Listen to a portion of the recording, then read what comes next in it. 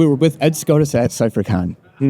Glad to be here. And I was just telling Ed that, I really enjoyed both your talks that you've given in the past about your home automation. Yep, I did one called How to Build Your Own Jarvis, and I did a follow-up sequel talk called Please Honey, Don't Burn Down the House.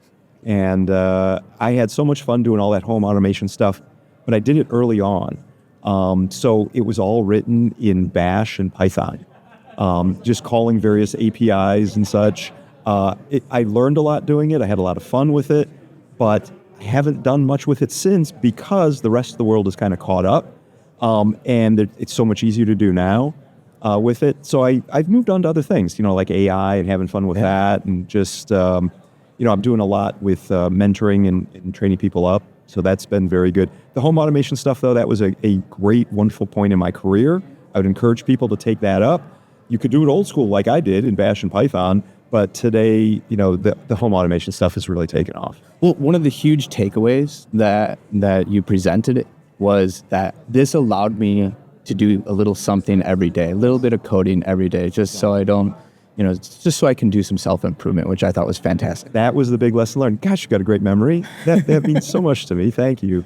But now, I've taken that sort of idea and applied it to learning all kinds of other things, including, working with LLMs, AIs, image creation. But I also now serve on the board of a bank. So learning the finance industry is very interesting, and, boards of directors.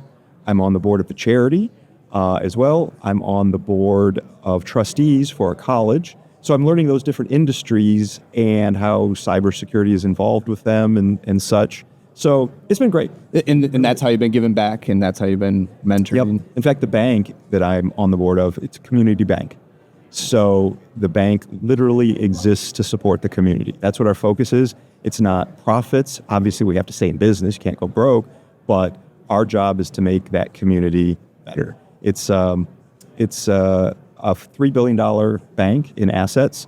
The 400th largest bank in the U.S.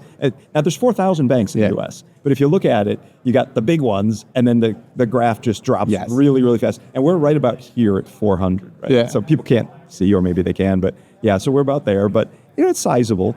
And a good amount of challenges probably at that. Really, absolutely. And just, we do it for the love of the community. But then also, coming to an event like this, CypherCon, this is for the community too. And from what I understand, 80% of the people here are local.